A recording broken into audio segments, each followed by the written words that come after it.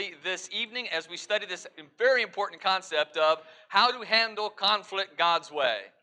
I've known Dale since about 1988. We went to college together, and when we were at FC, Dale worked out a lot. He's really strong. I'm sure he's still really strong, but he was really strong back then.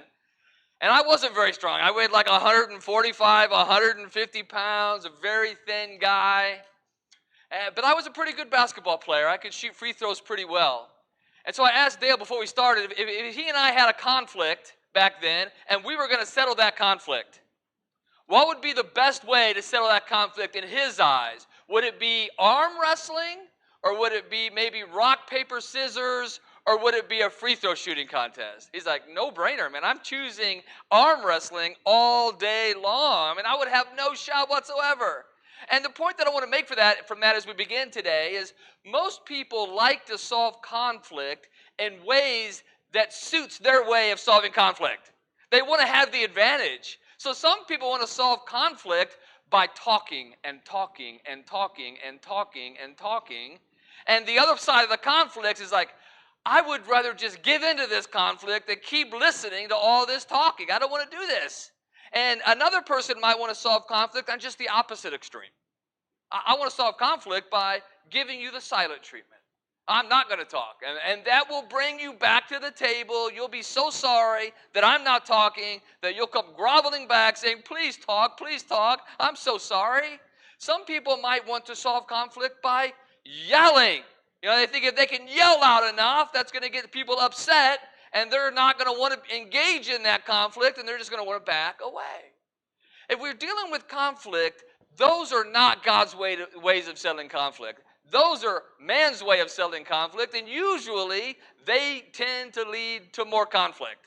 And even when the conflict is solved, if you don't solve them God's way, you're going to end up with conflict that really isn't solved. It's just taking a break for a little while. And it's going to come back up, and when it comes back up, it's going to be worse than it was before when you tried to solve it the first time. Now, we're talking about authentic relationships, and one of the points I made yesterday, that in order to have authentic relationships, you have to be authentic, and one of the points we made is you have to share real feelings. You have to talk to people, let people know. You sort of have to be vulnerable if you're going to have these authentic relationships. So I'm going to be vulnerable for a minute as we begin this, and I'm going to share with you an conflict that my wife and I had. And I don't look very good in this conflict. Okay, so we've only been on one cruise in our entire life, and we went to the Bahamas. And when we got to the Bahamas, we had this great idea that we're going to rent one of the scooters. All right, so we rented the scooter. I never really had them. I had a motorcycle for a little while. I drove it like 3 times and hated it. So we rented a scooter in the Bahamas. Now, they drive on the opposite side of the road, for one. Second, we had no idea where we were going. And the third problem with this scooter is that the kickstand, you know, you take those scooters or motorcycles, you can pull them back, and it has a kickstand that the bike sets up on. Not the one like a bicycle that it leans against, but it comes all the way up. That kickstand was messed up. It was hanging down. And every time I tried to turn right, it would hit the ground and pop that thing back up. So this was not fun. I mean, I was not having fun, and Shelley was not having fun either. And she wasn't adding to my fun at all because my wife's pretty quiet. She wasn't quiet that day. I mean, every single thing was, oh, watch out for that! Oh, watch out for that! Oh, we're going to die! She's grabbing on. I mean, it was terrible. It was awful. And so neither one of us are enjoying ourselves. It was miserable. So finally, I said, let's just take this thing back. I'm going to stop. So we're still driving around. She, yeah, stop. Turn around and take it back. So I go to turn this thing around and turn into this little driveway. She goes, not there! And so finally, I just I stopped the thing, got off the thing, and for the one and only time in my married life, we're both off the scooter now, I looked at her and I said, shut up. This isn't fun for me either. I mean, and it's even less fun when you're behind me screaming the entire time. We're just going to take it back, and then we'll walk to wherever we want to go. So we were in agreement. I thought the conflict was over. I thought we had solved it, right? We're going to take it back, and you be quiet. That's the best way we're going to solve this conflict. It wasn't over. And so we get on back on the scooter. We start heading back to take this thing back. And she decides she's going to teach me a lesson by giving me the silent treatment. I had no idea she was giving me the silent treatment. That's exactly what I wanted to begin with. I'm like, this is great. She's not yelling. She's not screaming. This is exactly what I wanted to begin with. So we finally decided to stop at this little restaurant, and we get off. We sit down. We start talking. Of course, I apologize for telling her to shut up, and we had a good time. So we're still married. That was a long time ago. But that was not a good way to solve that conflict. But because one of the issues in that was we both wanted the same thing. We both wanted to take that thing back and never see it again and be done with it and enjoy the rest of our case. So we were in agreement on the problem. We even wanted a similar solution. We were just in the moment, I was frustrated, and I said something that I should not have said. So on this lesson about solving conflict, we're going to look at what God says about it. And there's three different areas we're going to focus on. First of all, we're going to look at attitude is everything when it comes to solving conflict. Attitude is everything and almost everything, but when it comes to dealing with conflict or disagreements, what our attitude is going into that is going to make a world of difference if we're going to solve it in a way that glorifies God or not. The second point we're going to make, we're going to look at some scriptures that we're all pretty familiar with, and that is that there's power in numbers. Sometimes it takes a lot of people to be involved in a conflict by necessity, but usually the results happen because of one person. Somebody has to stand up and say, I'm going to do this, I'm sorry, whatever the case may be. Somebody has to pose a solution, and most of the time, somebody has to be willing to not get everything they want. They have to be willing to compromise and give the person something that maybe they originally didn't want. And the third thing we're going to look at is we're just going to look at Bible examples of conflict. You realize that this book is full of conflict. And as you look at this book and you look at the stories in this book, God is giving us these great principles on how to solve conflict. I think I noted this yesterday. This is the most practical book in the entire world, bar none. It will help us better than anything else. And so we're going to look at what it says and how to solve conflicts the way that will honor and glorify God. So let's start with our first point. Our attitude is everything in this.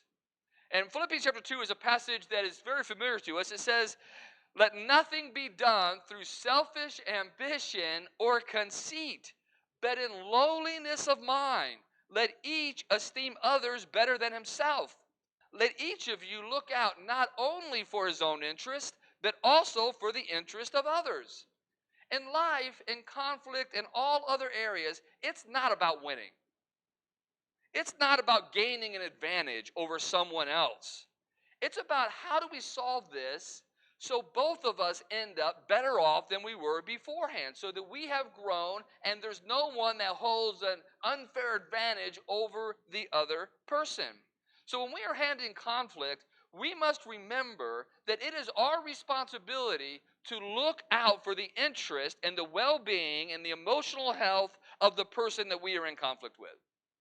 And let me make sure that we understand this. And I don't think I have to tell you this because it's pretty obvious just if you've been alive for a long time. Conflict is inevitable. It's going to happen. And conflict isn't necessarily bad. As a matter of fact, I would say if you don't have any conflict, that's probably a sign of apathy. Nobody cares. If you're in marriage, if you're not discussing things, if you don't have disagreements and talk through things, it's probably because somebody's given up. And there's just a lot of apathy going around. So if you're passionate about something, like the work together in the Lord's kingdom here, you're going to have times where you disagree on something, and you're going to have to solve it. So conflict isn't necessarily bad. In 1 Corinthians chapter 6, now they had a lot of conflict, and most of it was bad because their attitude wasn't right to begin with. And in chapter 6, Paul is writing to them, letting them know that the reason why they're not able to solve their conflict in a godly way is because they had a bad attitude. and they weren't willing to do what God wanted them to do. Let's read 1 Corinthians chapter 6, starting in verse 9. It says this, "Now therefore, it is already an utter failure for you that you go to law against one another."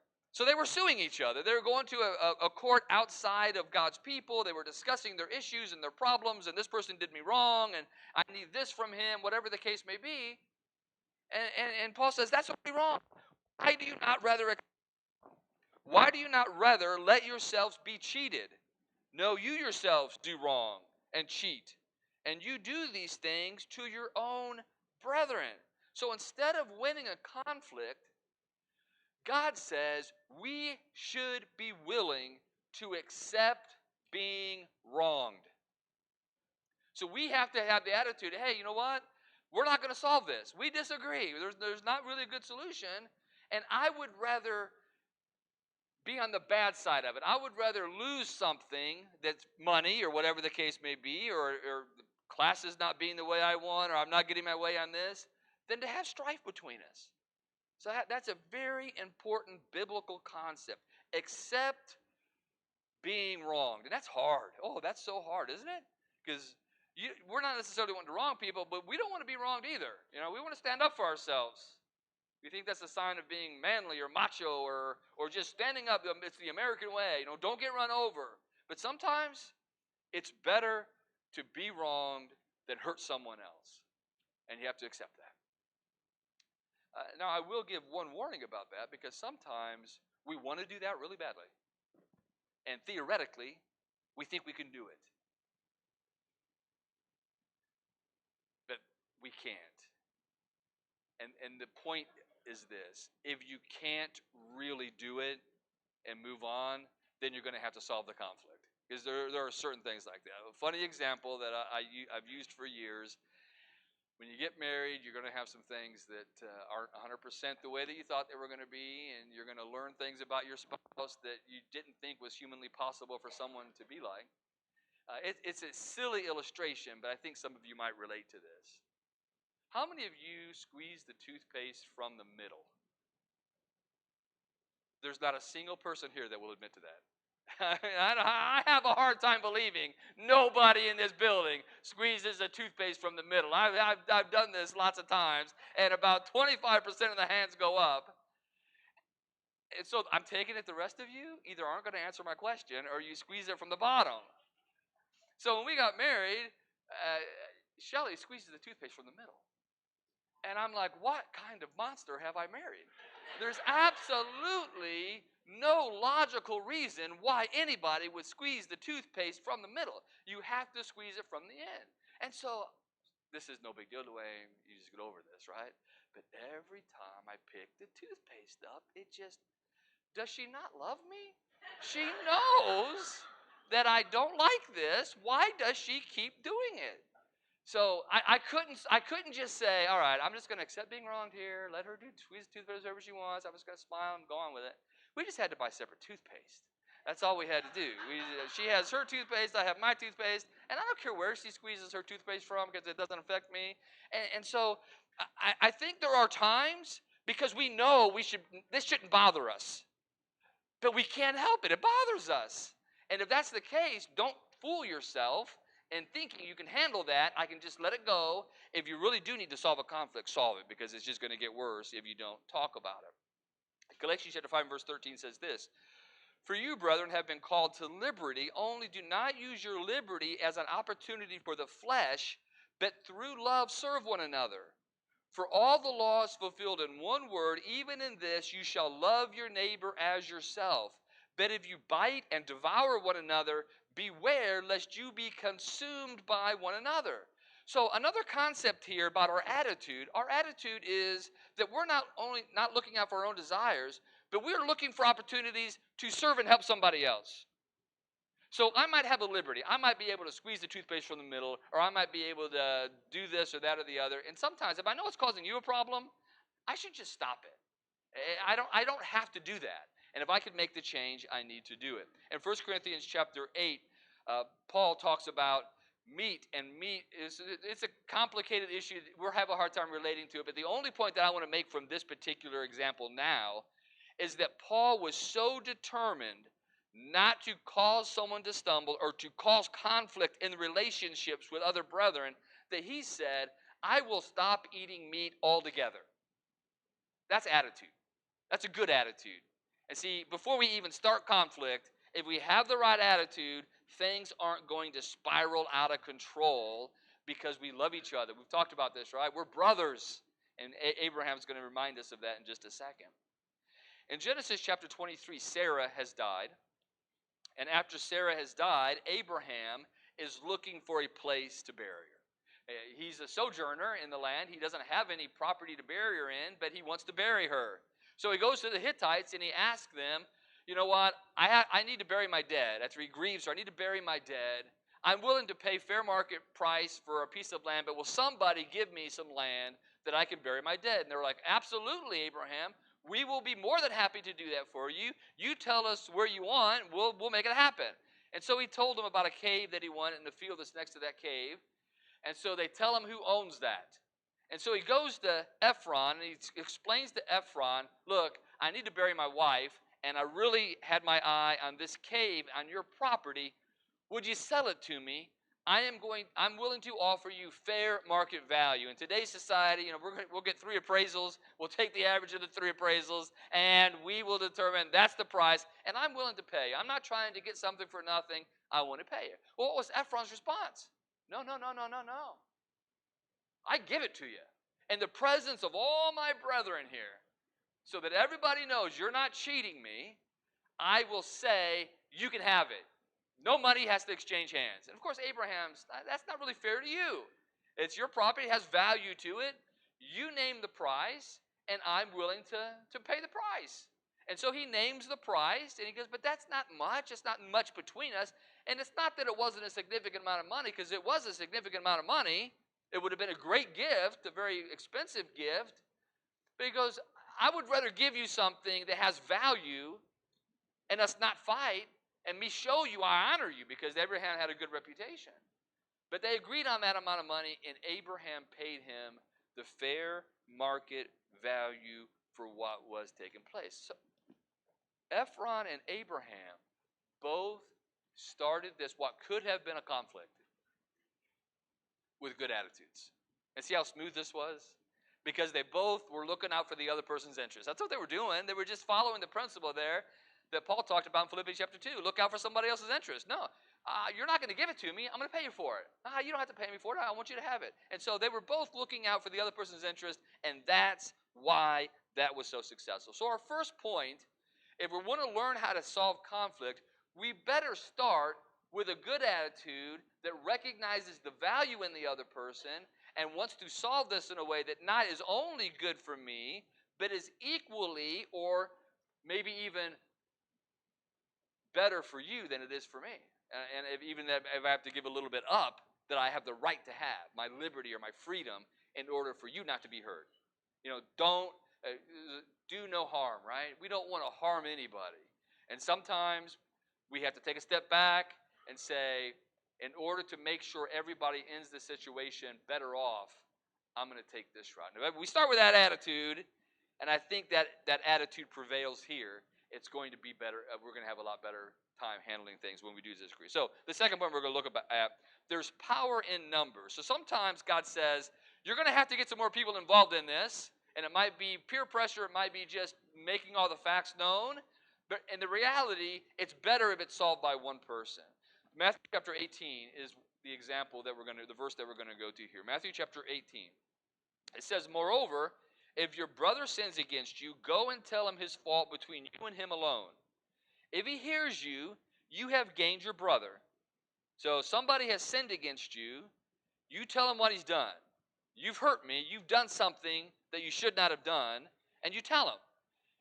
And he hears what you have to say, and if he apologizes or stops sinning, whatever the case may be, you've won your brother. That's great. That's a great place to be. But if he will not hear in verse 16, take with you one or two more, that by the mouth of 2 or 3 witnesses every word may be established. And if he refuses to hear them, tell it to the church. But if he refuses even to hear the church, let him be to you like a heathen or a tax collector. So if you are in a conflict with someone because they've sinned against you or they've done something that has caused you harm, it is your responsibility to go to that person and let them know that they've done something wrong, that they've hurt you. Now you might think, we're going to look at the other verse that talks about it the other way in just a second, but you might, why is that so important?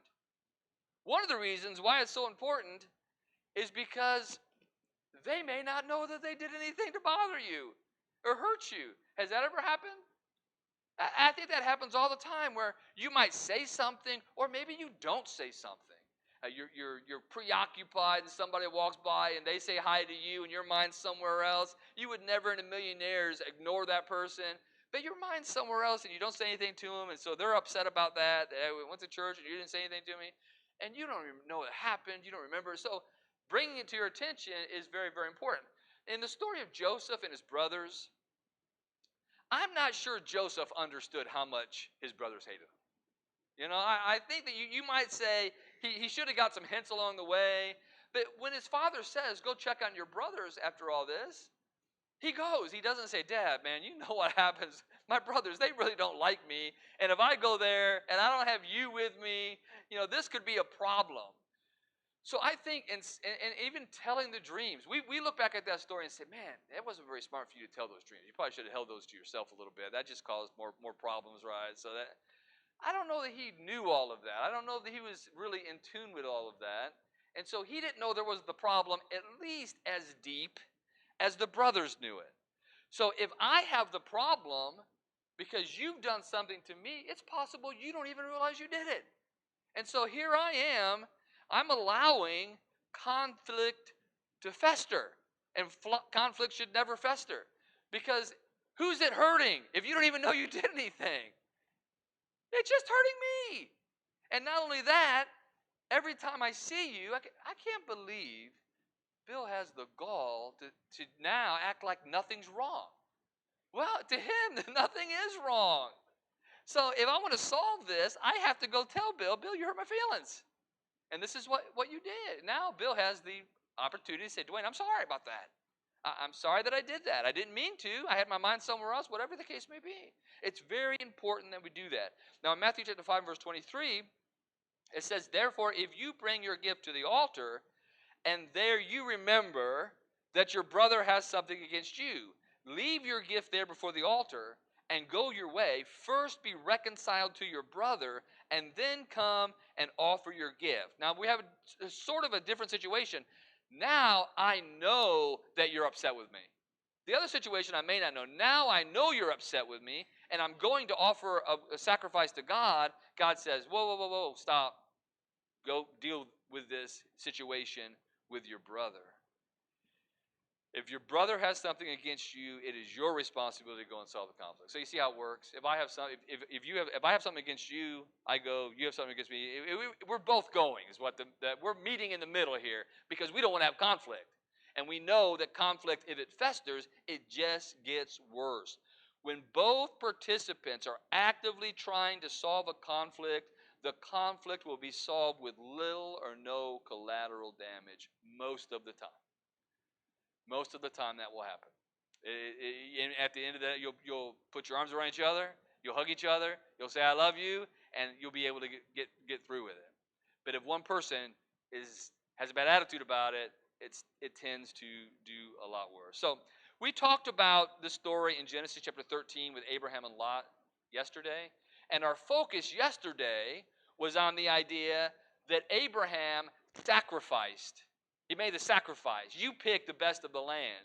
And the point that I want to get, we're not going to read it tonight, but the point that I want to get from this is that it really was solved by one person.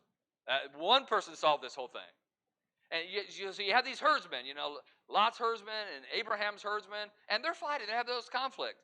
I don't know how many of them there were, but they were all both very wealthy, so there was probably several people involved. And Abram and Lot both became very wealthy, and there was strife between them. And what I have on my notes, and you're welcome to put it on your notes, just a little note there by strife. Strife is really heated conflict. Not all conflict has to be heated. Sometimes it does get heated to the point now we have strife. Now we have a problem. So this is escalated to the point where they're conflict, which is there's not enough land to support us, has risen to the point where now it's causing relationship problems. There's strife between you and I. And this conflict became so great that everybody knew we're going to have to separate here. We can't keep doing it this way. There's going to have to be some kind of separation. And so Abraham does two things that I think are so important in helping us solve conflict. One is he recognized Lot as family, and they were physical family, but he says, we are brethren. And in the practical application at the end, I have that as a practical application. We can talk about that maybe at the end. I think we should call each other brothers and sisters more often. I think it reminds us of our relationship. We don't sometimes, we got away from that, I think, for a while. I mean, used to, in the old days, I think they called everyone brother, and then we got away from that. I think it would be good to get back to it. And I've noticed it around here a lot since I've been here, people calling one another brother. How you doing, brother? Sister's a little more, it's not maybe as, it doesn't flow off the tongue for me as well as brother does, but I think there is a sense in reminding one another, we're family. We're spiritual family. And so we're not going to have these problems unnecessarily. We're going to work through it because at the end of the day, we love each other, and what is good for you is good for me. And if it's not good for you, then I don't want it. I mean, it's going to hurt you. I don't want to have anything to do with that. And so Abraham does that. We're brothers. He's sort of this reminder. Let's go back to this relationship that we have. Let's remind each other we're brothers. We're not going to let this be a big deal. And then he knew that he was responsible for solving the conflict. He knew one man can make a difference. And I think that's true in all of our relationships. That's true even in big groups. It's true in churches. There could be times where a church is having a conflict, and one person has to stand up and say, you know what? This isn't right. We're fighting over something that doesn't matter, or we're having an argument over something that is hurting other people. We have to stop this, and I'm willing to make the concession. You have power to solve conflict, and you have a lot of power to solve conflict, and it might be just to stand up and say, hey, we're brothers here. Let's act like we're brothers. And let's solve this in the godliest way that we can. And let's brainstorm whatever we need to do. One person can make a big difference. So let's look at a few examples in the Bible of conflict. This will be our third point. Our first point was attitude is the most important thing. Second, there's power in collectivity, a group, maybe getting the facts straight, getting all the issues straight. But ultimately, most conflicts are going to be solved by somebody, one person making the first move to solve the conflict. And that's what Abraham shows us. In Genesis chapter 26, Isaac is wealthy. Now, there was a thing that he repeated from his fathers. There's a famine in the land. God says, don't go to Egypt like your father did. You stay right here. He stays in town. But then after the famine's over, he becomes very wealthy. He lived like his father did. And with Abimelech, and it was just a disaster. And Abimelech says, why do you do this? Abimelech looks out the window one day, and he sees that he's showing affection to someone he said with his sister. He called him in and says, that's obviously not your sister. Why did you lie to me? He goes, I was afraid of my life, just like Abraham had done. And so they get that sort of solved, but the Philistines become jealous of Isaac because he's so prosperous. One thing they do is they go back and all the wells Abraham had dug that maybe Isaac could have a claim to, they fill them up with dirt. All right, so they fill them up with dirt. It could be a strategy, because what's going to happen? They want him out of here because he's too prosperous. So if he doesn't have any water, chances are he's going to leave. Well, eventually he does leave, and he undigs a well, and then he digs a well. Now, let's just pause here for a second. How many of you have ever dug a well to get water to actually live on? And what would you do tomorrow? Nobody answer this. Don't shout it out. What would you do tomorrow if someone said, hey, we won't have any water, Dwayne, unless you go dig a well and find it? I'd be like, sorry, guys. I mean, you're all going to die because I don't know how to dig a well. Doesn't this just seem like an overwhelming task? Even if you say you go down, rent any equipment you want to rent and go dig a well for us, I would still be at a loss how to dig a well. And without any modern day equipment to dig a well deep in rock, that would be hard work. And so they do all the hard work, and they get not only a well, but they find water. And just think about this for a second. How much celebration do you think there would be if you're digging a well and you find water? I mean, water's important. You can't live without it. I mean, I think there's celebration, there's jumping and dancing, they're giving high fives, and we found water. But this was more than just finding water. They found a stream under there. So it's like a flowing abundance of water. This is the greatest thing ever. So they're probably celebrating that we've dug this well. God has blessed us. They didn't have all the equipment that modern day people have to figure out where to dig a well. They did it, and it was good, and it was great, and they were happy. And then the conflict came. The men of the area came and said, "That's our water."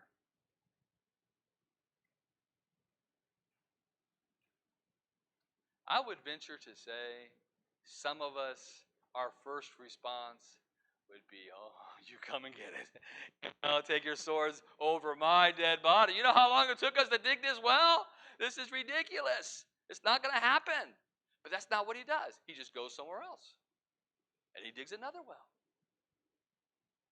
And they say, "That's our water." And he goes somewhere else. And he digs another well, and this time they don't say, "That's our water." So now they have water to drink. Here's the point that I want to get from this. Isaac understood that some fights are not worth fighting. And we talked about this a little bit yesterday. We're blessed because God's on our side. Isaac knew that. Abraham. Why was Abraham able to tell Lot, "You pick"? Because he knew God was going to bless him no matter what land he had. God already promised to bless him. So now he has the assurance of God's promises. And so Isaac realized, God's going to help me find water again. He said, "This isn't worth fighting over." What if he did take the sword and they fought and 10 people died on each side? Is that looking out for other people's interest? What did that solve? That solved nothing. I think that's an important concept. We say it this way sometimes. You have to learn to pick your battles. As parents, don't you learn that lesson sometimes of picking your battles? And you realize, sometimes I have to give some leniency to my children, let them make their own choices and their own decisions. They'll learn from them. I may not like them, but if I'm too overbearing on them in this particular regard, then they'll think I'm nitpicky. What happens if you think someone's nitpicky and they have a legitimate concern? You're able to brush that off, right? And so sometimes with your kids, you sort of have to figure it out, and you have to use your own wisdom. When is it time to fight? When is it time to draw a line? When is it time to say, "No, you're going to do it my way definitely this time"? And when is it time to let them learn some lessons on their own? And so Isaac realized not everything is worth fighting over. You don't have to have conflict. And he also understood that you should never escalate a conflict unnecessarily. What's your goal in a conflict? De-escalation, right? You're trying to turn the heat down a little bit on that, and so you don't want to make a move that's going to raise the intensity of that conflict. And I thought Isaac handled that perfectly in how he just went so well, trusting in God. "I'm going to dig this well." They took that one too. The third time was a charm, and he had plenty of water. No one's hurt, no one's dead, and everybody has water. Now, did Isaac have a legitimate beef? I think so. I think he could have said, I did all the work. What are you talking about? I found the water myself. This doesn't belong to you, it belongs to me. But he didn't do that. If you recall, another relationship that had all kinds of conflict was Jacob and Laban. It started out not, "Hey, well, I'm glad you're here." And he started working. What do I pay you? I worked for 7 years. But at the end of 7 years, what does he do? He tricks them. He gives them the wrong wife. And then he has to work 7 more years to get the wife that he was really in love with. And then he's ready to leave again. He's like, I don't want you to leave. Please stay. I know that I'm only blessed because of you. And he says, name your wages. I'll give you whatever I want. And Jacob says, because of a dream, and don't ever forget this part of the story, because Joseph only understood dreams, I think, because Jacob had this dream. And Jacob probably explained how dreams work to Joseph, and why Jacob took Joseph's dreams to heart. Even though he rebuked him, he took it to heart because he knows how dreams work. So he had the dream of these speckled and spotted lambs jumping around, and so he realized what that meant, that God's going to bless me if I take the speckled and spotted. And then multiple times, and just imagine Jacob and Joseph. Each time it's breeding season, and Laban says, not this year. This year, you're not getting the spotted, you're getting the streaked. And so they go down and do whatever God wants them to do to get streaked. And then Jacob says to young 5-year-old Joseph, or 4-year-old Joseph, let's just wait till they have babies. I can almost guarantee you this year they're going to be the speckled ones, because that's what God has promised us. And so year after year after year, he's doing this. So finally, Laban's sons are like, hey, this conflict is really intensifying now, because the sons are involved, and they realize we're going to be broke. I mean, this guy's taking all of our stuff. He's got all the good stuff, and we're left with all these terrible animals. We're not going to get an inheritance, and our stinking brother-in-law is going to get it all. That's not good. And so he recognizes there's a problem here. And so Jacob goes to his wives and says, basically, we got to get out of here, because your brothers aren't friendly, and your dad's not friendly to me anymore either. And so he takes off in the middle of the night. He takes off. He had about a 3-day head start when Laban found out. And Laban is like, all right, I'm not letting this stand. Laban is going to get what he thinks belongs to him, which is all the sheep, all the animals, and his family back. Fortunately, God intervenes and tells him to leave Jacob alone. So let's go ahead and read Genesis chapter 31 and verse 43. It says, and Laban answered and said to Jacob, these daughters are my daughters, and these children are my children, and this flock is my flock. All that you see is mine. But what can I do this day to these daughters, to my daughters, or to their children whom you have borne? Now therefore come, let us make a covenant, you and I, and let it be a witness between you and me. Now this, go back and because it's fascinating. They go back and forth a couple times. Jacob says, look, you've changed my wages 10 times. You've mistreated me over and over and over again. You have the looking for the idol, and then when he doesn't find the idol, Jacob calls him on the carpet again. Look, you've accused me of all this stuff. There's no proof of this. There really was proof, but it was hidden. So this is a bad conflict. But finally, they realize the only way we're going to solve this is just to agree that we're not going to come out with a solution that one of us is going to be 100% favorable to. So Jacob learned that you can't run from conflict. He should have manned up probably and told Laban he wanted to leave. He did that earlier. This probably sneaking away at the end, in the middle of the night wasn't the good way to solve this. And taking a conflict and hiding it, it only comes back up worse. You're going to have to learn to deal with it. Laban learned that when you are out of options, you make the best of it. Sometimes we say, if you can't beat him, join him. God told him to leave him alone. And so he's out of options. I'm not going to get these sheep. I'm not going to get these lambs. I'm not going to get this. I'm not going to get my family back. So I can leave in an uproar and say, I never want to see you again. If I see you, but instead, they have a meal together, a covenant meal together, and they say, we don't want to hurt each other. In other words, they've agreed, there's this line here, and I'm not going to come across that line to do you any harm. And you don't come across that line and do me any harm.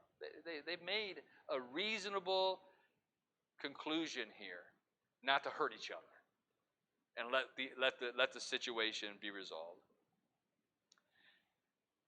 In Genesis chapter 32, and this is another. I mean, did I tell you the Bible is full of conflict? We're just in the book of Genesis. We're sticking in Genesis only. Jacob and Esau. How much conflict did they have? I mean, we have a lot of sibling conflict already in the book of Genesis, right? It starts with Cain and Abel, now you have Joseph and Israel, you have all kinds of conflict. So this conflict was so strong, Esau was going to kill Jacob. And his mother finds out about that and says, "You got to get out of here because Esau's going to kill you. He's going to destroy you." So now all this has happened with Laban. God has blessed Jacob. He has 2 wives, 2 handmaidens. At this point, 11 sons. Everything's going pretty well for him. He's got a lot of stuff. He's very wealthy. I got to go back and face Esau. I mean, could you imagine the pit in his stomach? Have you ever had to go face someone that you know you've wronged and you really had no excuse? You were just wrong and it's serious. And now you have this pit in your stomach. You realize you have to go back. God has told him to go back. You realize you have to go back. And so we know how he divides all this up. But let's read some of this. Genesis chapter 32 and verse 9.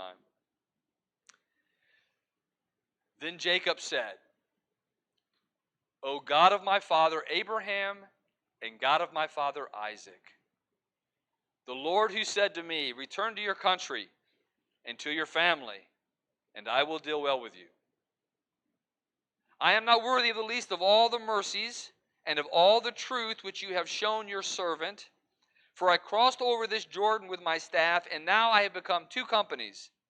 Deliver me, I pray, from the hand of my brother Esau, for I fear him, lest he come and attack me and the mother with the children. For you said, I will surely treat you well and make your descendants as the sand of the sea, which cannot be numbered for multitude.' So he lodged there that same night. And he took what came to his hand as a present for Esau his brother, 200 female goats and 20 male goats, 200 ewes and 20 rams, 30 milk camels and their colts, 40 cows and 10 bulls, 20 female donkeys and 10 foals." This is a story for just a second. One thing that I like people to think about when they're going through these Bible stories, these are real people with real personalities making decisions in real time that have real consequences. So a lot of times we think somehow God gave them a pause button and they should have hit the pause button and thought about it for a while, and we didn't get the pause button. They got it, but they didn't get it either. And so they are making real decisions in real time. And can you feel what Jacob is feeling here? He is worried. He is very, very worried about what's going to happen. And rightfully so, because when he left, Esau was going to kill him. And we know how they were, sort of like in this arm wrestling deal that Dale and I could have done back when we were in college. We know how that would turn out, right? Jacob knows how this would turn out if he's at odds with Esau. He's not going to win that battle. And so he learned a very important lesson. In the middle of conflict, we should pray. He just stopped and said, "God, I'm in a heap of trouble here. I've done something I shouldn't have done. You've asked me to go back and make it right. I'm going to go back and try to make it right. You've made some promises to me." That's that being God's people, we have that extra blessing, right? You've made promises to me that if I do the right thing, you're going to help me out here. I really need you to help me out. Very, very, very powerful. Jacob also realized another very important principle. Gifts, I have never here, but gifts probably rarely escalate conflict, right? And most times, if somebody gives you a gift, it is a good thing that de-escalates the kind. And so he's like, I'm going to give him all kinds of stuff. And we remember how that goes. He sees all this stuff, and it's a bunch of stuff, and he goes, "No, I don't want it. You keep it." And, "No, you take it. Please take it." You know, and they have that going back and forth. So if you are in conflict with someone, that is a practical solution. You know, give them a gift, send them a card, do something nice. That's not going to hurt. If you've done something wrong and your wife has a legitimate reason to be mad, maybe you should cook her dinner or take her out. And it's one of those things that if you're ever buying your wife flowers, most of the time, people are going to assume you did something bad. It's never, this is just a nice guy getting flowers for his wife. It's, what'd you do? What'd you do? So we all know that gifts tend to de-escalate, and that's what he does here. We also learn from Jacob and Esau that sometimes a conflict grows so strong that you do have to separate for a while. So this is an important principle that we need to remember. Sometimes time does heal wounds. And what people need is time. If you're in a conflict and someone says, I need some time, I need some space, give it to them. Don't say, no. We talked about this at the beginning. Some people like to solve conflict the way they want to solve conflict. Some people want to solve conflict right now. Other people want to think about the conflict, figure out what they're going to say, get their train of thought going, and then come back later and talk about it when they're calmed down. So if someone says, give me time, I need to think about it, give them time. Let them think about it. And then sometimes even in serious conflicts, time can't take care of things. Here are some practical applications. If you're in conflict with someone right now, try to write down something you could do that is in that person's best interest. What can I do that would be good for that person? Jesus talks about this in the Sermon on the Mount, right? Pray for people. Just if that's what you want to do, pray for them. Say good things about them. Find something good about them and let them know about that. Ask yourself, is winning this argument more important than preserving this relationship? We like to win arguments. We hate to lose arguments. But is winning the argument worth the brief moment of I was right, you were wrong, or is it better just to let it slide because that relationship is more important? Ask yourself, is this about love or is this about pride? Am I doing this from selfish ambition or am I doing it out of love? Ask yourself that question. If your answer reveals selfish ambition, pause and pray again. Pray again for God to cleanse your heart and help you look at this from a different perspective. Pray, help me look at this from their perspective. And there are exercises you can do about conflict resolution.